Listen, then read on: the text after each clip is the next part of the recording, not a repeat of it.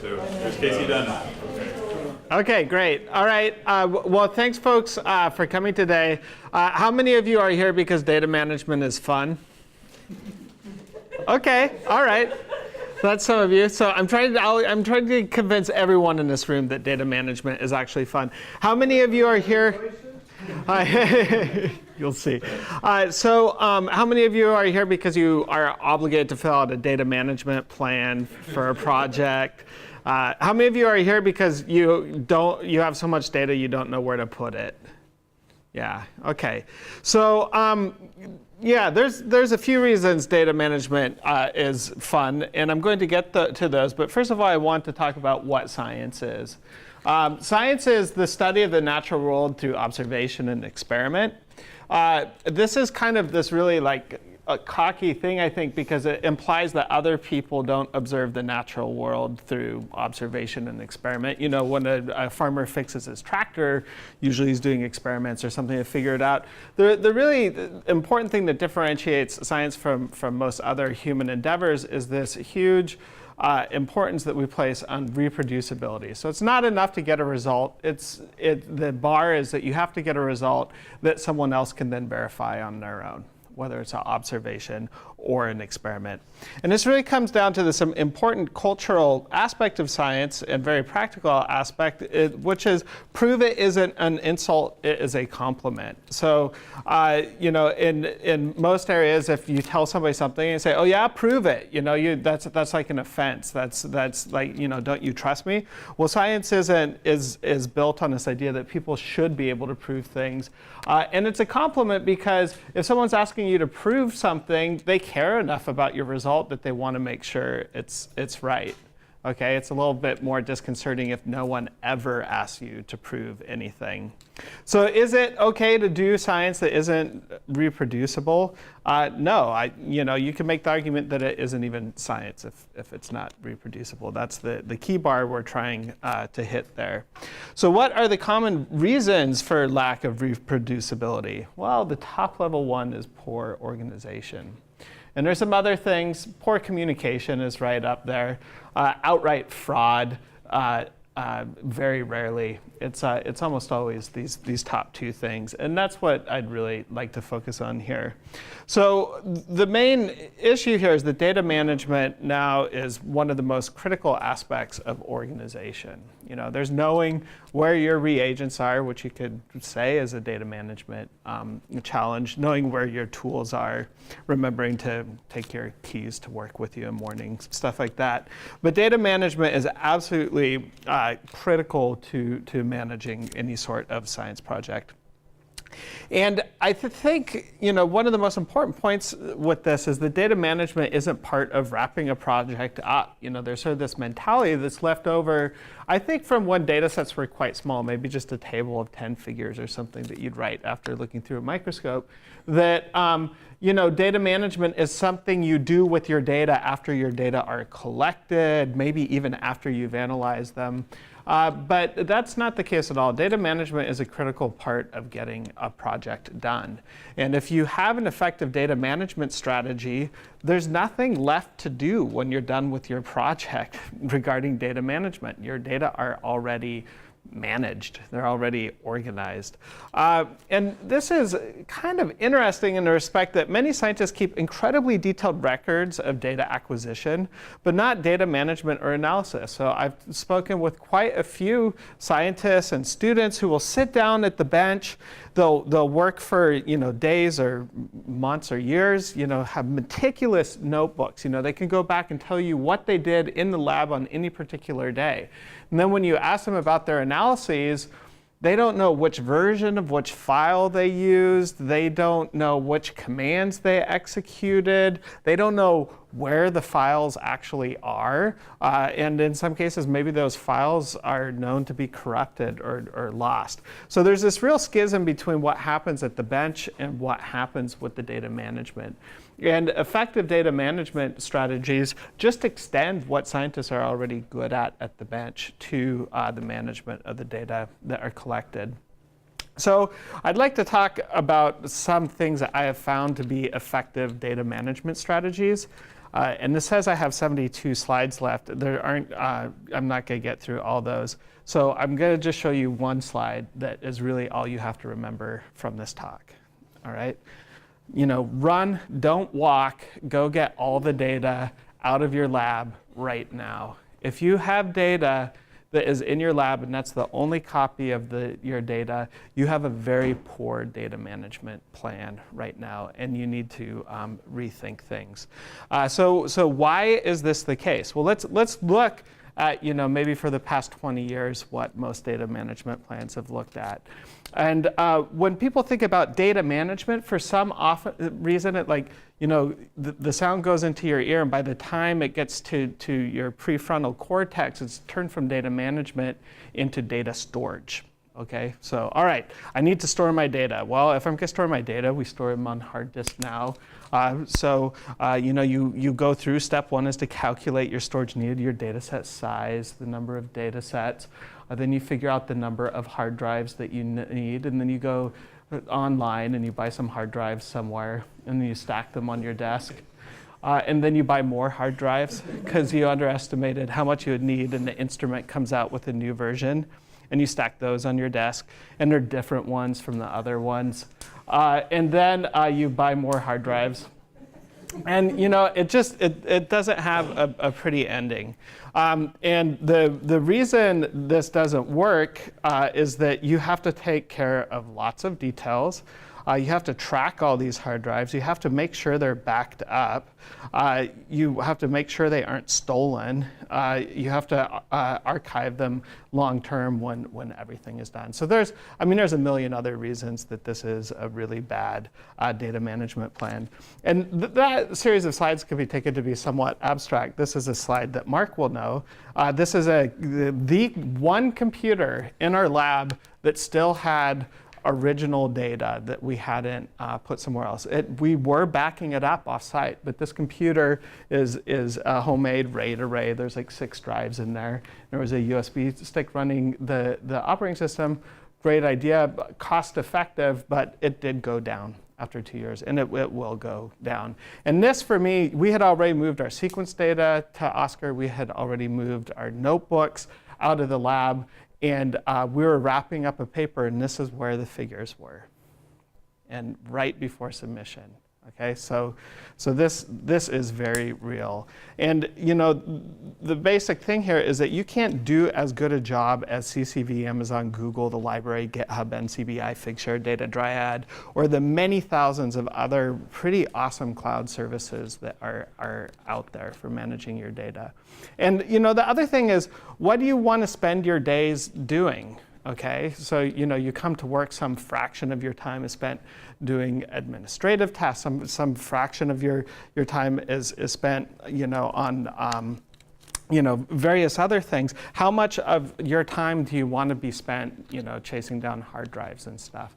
Probably not very much. And so let someone else take care of that for you. And there's this huge industry that's really, really good about it. Your problem is not unique.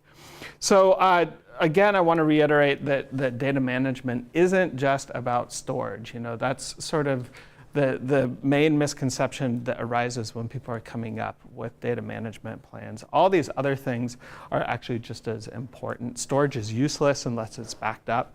Versioning is absolutely essential. Versioning is allowing you, so data sets can change, many of them. They're accumulated, sometimes they're deleted. Later on, you purposefully delete it, but then you might want it back. Versioning is a way to unambiguously point to any previous version of your data, including things that have been deleted. So that provides you with a time machine to explore your own research.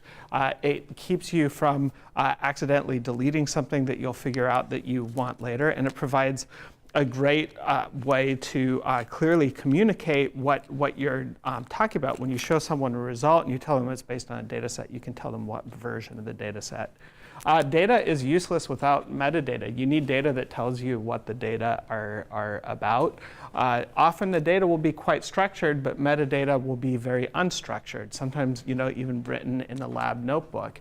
There's the time signature in the file when it was created and everything, but you need a lot more information than that, and that's highly variable. The reason metadata is such a problem is it's often it is more heterogeneous, and their file formats and stuff are inconsistent, and you'll have to figure out what that is for your field.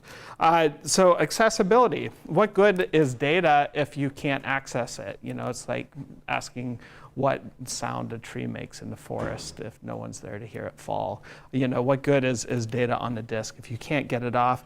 And that's not just for you, that's for colleagues and collaborators. And integration with analysis tools. So you'll often see another shortcoming you'll sometimes see is that people have a great data management plan, but it's almost thinking of the data as the static thing that you curate. If it's not curated in such a way that it's easily hooked up to the analysis tools, then it's kind of useless. And if you find yourself needing to copy your data to analyze it, that's a big red flag that should go off. It's going to break your versioning. It's a waste of space. And really what should happen is your analysis tool should sit right on top of the data as they are stored and access them directly. So a little bit about the data analysis workflow that we use in our lab. We rely very heavily on OSCAR. By far, most of our data is on OSCAR. I think we have about 10 terabytes of sequence data or something up there. Now I don't recall exactly. 14, yeah. So OSCAR is where the raw sequence data are intermediate file formats that we want to keep. And when data are delivered, they don't even come to the lab anymore. So that's fantastic. They just go right to OSCAR. There is Google Docs, which Google Docs, there's lots of things that are really frustrating about it. But the amazing thing is anybody can sit down and use it right away. And we use Google for a lot of infrastructure here at Brown. And it's great to sort of have your data management strategy be in alignment with what the actual infrastructure that's built out is. And Google Docs is very accessible and flexible. So we are folks in the lab actually, for the most part, keep their lab notebooks on Google Docs that are shared with the whole lab. And when someone is leaving the lab, I don't have to say, okay, could you please take the last 3 months of your time in the lab and go chase down your notes on everything. The whole time they've done their analyses, they've been keeping track of everything in a Google Doc that the whole lab can already see. So when when they leave, they just walk away from that already publicly shared notebook that is referencing specific data files and things that are right on OSCAR. The other tool that we use really heavily is Git. How many people here have ever used Git? Okay, how many of you have heard of Git? So Git is the versioning tool that was created to create originally the Linux operating system, but it is just a way of keeping versions of text files, which sounds like the most esoteric thing, but pretty much all data is text, and it provides a really great way to not only take care of versioning files on your computer, but to keep and share central repositories of these versions. So it becomes a sharing tool, a versioning tool, a backup tool. It's many things in one. So if you aren't familiar with Git, it's beyond the scope of this talk for me to get too much into it, but I really encourage you to look at some of the many excellent tutorials that are out there. And we've moved in the lab from using it to write software to using it to keep track of analyses, and we even write our papers right in Git often now, which is great. So these are sort of those three main tools I was talking about: OSCAR, Google Docs, and then Git and the Git ecosystem that's built around that. So analyses and storage on OSCAR, we found that it was important for us to establish a constrained file tree. So the whole lab everyone is putting their data in one directory, and that directory is accessible to everyone in the lab. And there's a document that explains the structure of that directory, so people have clear expectations of where to put things. And so the raw data, the sequence data, if someone does an experiment in the lab and they collect sequence data, that sequence data goes in the sequence directory. It doesn't go in their own directory. We have a permanent place where all that is. And these data represent a considerable investment by the lab. And if they're all spread out and you don't know where they are, you really risk losing that investment. And the users still have their own folders for specialized stuff, but things are pretty mixed up. The permissions are set so that all users in the lab have access to all files in this data directory. And this has been really, really fantastic. Minimize your disk footprint. I won't talk too much about that. Our documentation is in Google Docs, as I mentioned. And data and analyses are a liability rather than an asset when they're not well documented. You're paying to store them somewhere. They're getting in the way of finding things effectively. So documentation is really critical. So documentation, which again we're doing on Google Docs, should be real time, not something that is done after the analysis. And what I've found, I originally thought of this as a management plan, a way for me to understand exactly the details of what people are doing. This has become such a powerful teaching and learning tool in the lab, because when someone joins the lab, they're interested in using a tool that's already up and running in the lab.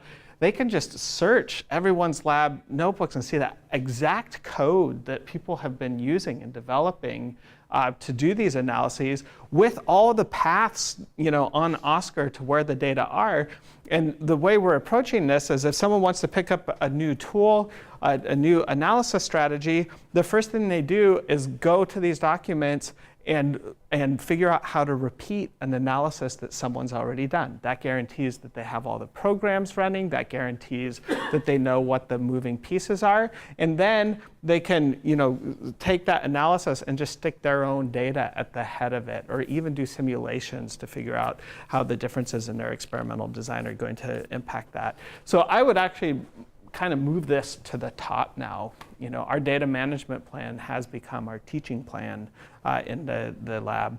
One pro tip with Google Docs is to create a collection in Google Docs, which is just their word for folder, and then share that with the whole lab, and then any document that anyone puts in there is automatically shared. Otherwise, you end up with really inconsistent sharing, and it's really easy to quickly add someone to your documents.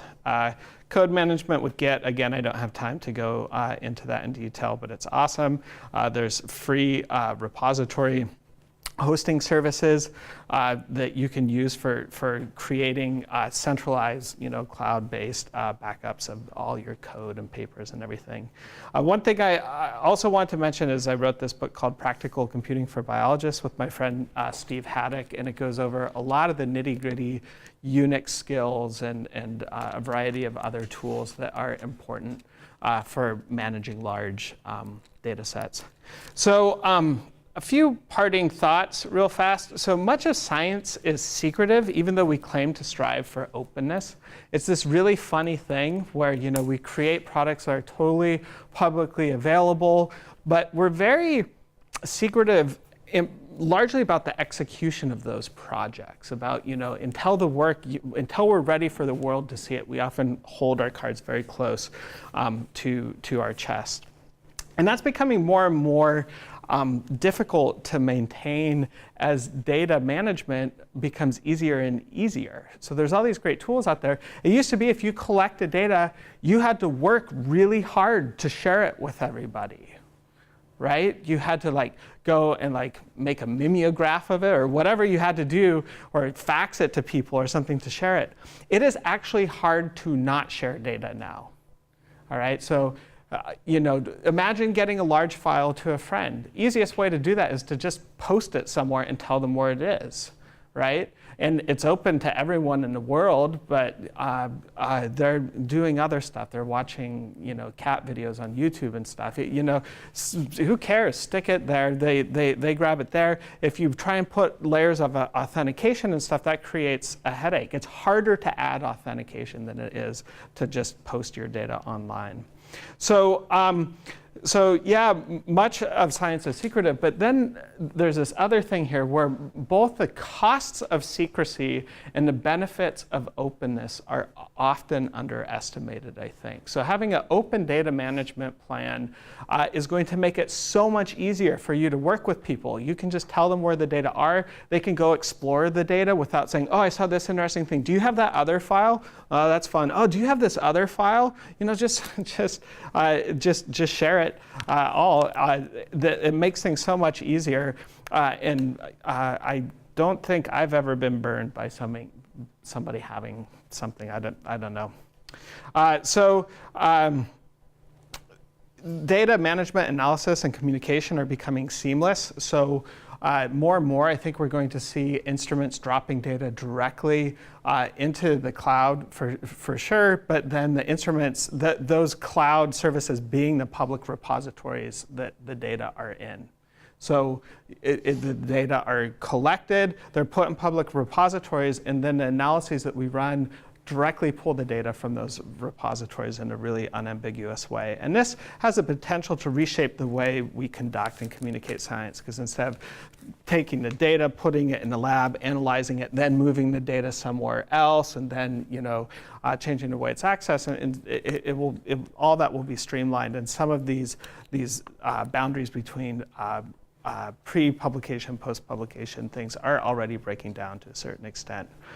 So why is effective data management fun? To return to the title of the talk, there's a lot fewer headaches. It's a lot easier to stay on top of this than it is to catch up with it. It provides you with a real-time project overview. You can look at your data and know where your project are at, rather than feeling like you have to go through and manually do things. And it leads to faster discovery. And that's why we do science. It's fun. And so if things that make science easier are fun, and good data management makes science a lot easier. Quick further reading. This is a fantastic website, if anyone has seen it. This is two journalists who go through retractions in the scientific literature and chase down what has happened. There's a huge emphasis in there, I think, because other press, love misconduct and fraud. So a lot of what people fixate on here is misconduct and fraud, but it's really interesting to go through and see how poor organization has led to a lot of retractions. And even if you're not doing anything wrong, it's really important to remember that misconduct is often shrouded in sloppiness. Okay, the first thing someone says when you're like, hey, I need that file, they're like, I don't know where it is. And it can therefore be difficult to tell misconduct from sloppiness. And so it's a really good idea just to protect yourself. And it also provides herd immunity. So fraud and other misdeeds are by their nature secretive. You don't want people to know there's fraud. And reducing secrecy, if everyone reduces their own secrecy and keeps their data well organized, then there's a lot fewer shadows for fraud and other things to hide in. All right, that's it. Thanks.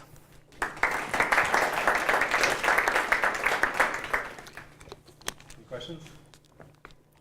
Yeah. A question which is asked out of a lot of naivete.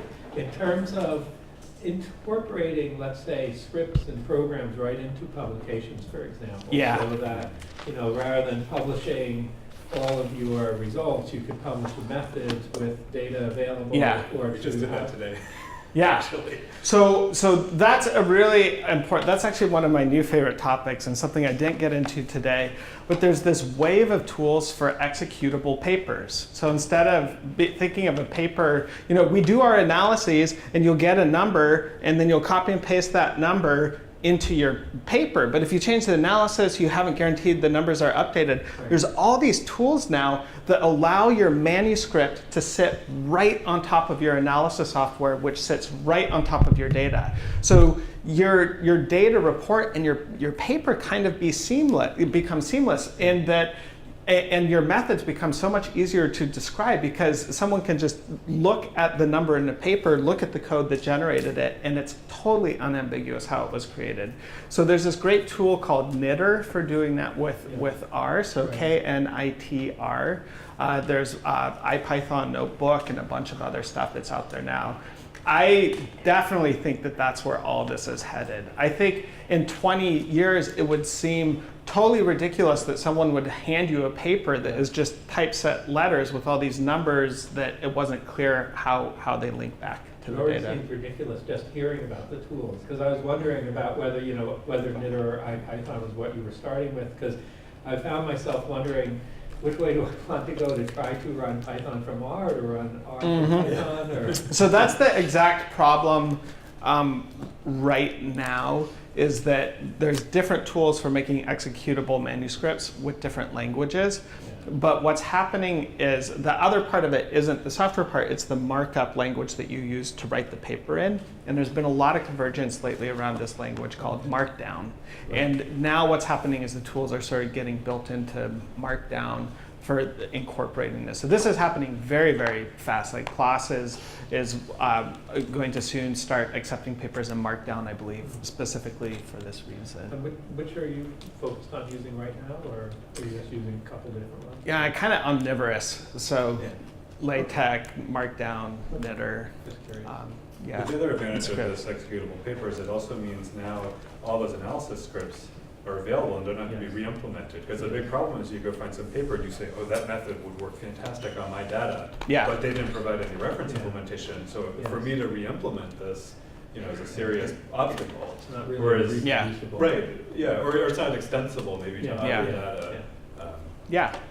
Or right now, if you there's many fields where there's already 20 data sets and you collect the 21st and you want to see how that updates the field's hypotheses. Yeah. Right now you have to do all the work that the people who did the paper with the 20 data set paper had to do. You have to download their data, curate their data, figure out exactly what their analysis method was, make sure you can reproduce their results, then add your data in and go for it again. You should be able to just download their paper, update that line in the code, and add one more thing. Yeah. What about licensing and copyright issues? So some data you've purchased and it's for your use only, and if you end up putting that out in an open site, you may violate something. Software often is licensed and you don't want to be putting that out there. And so, your own algorithm maybe you've copyrighted. Yeah. So we make a very conscious decision, to only be using open source tools. But for that reason, but also because we don't understand what's happening in the tools that aren't open source. For instance, we were doing a bunch of assembler comparisons. We used CLC Workbench, which is this really popular thing among other tools, got a quite different result. Wrote the engineers to see if they could specifically explain to us why, and they said they couldn't. And we couldn't package that tool up and distribute it with our pipelines and stuff. So yeah, that limits us. There's some tools we're not using, but the advantages that we gain by being open source are great. There's been a lot of incredible work done in the art and design community that's now percolated over to science with the Creative Commons licenses and things that really allow people to be very explicit about how they want to see their data stored. But most journals are certainly have policies that all the data are supposed to be available to any colleague who wants. The thing is, now you have to ask the author for that often. I think that the expectation is already changing to the person should be able to just get them, either from the journal or from the public repository or GitHub. So many papers have a GitHub repository now. And it's not just for working with colleagues, it's for working with yourself. How many times have you done an analysis, you finally make a breakthrough, you figure out how to do it, you figure you'll never forget how to do it. And then you go to do it the next week and you can't remember and you have to figure it out all over again. So it's a great way to future-proof your stuff against yourself. This thing I did 2 years ago, wow, That Yeah. would work here now. Exactly. Exactly. Exactly. So it's all part of an integrated ecosystem.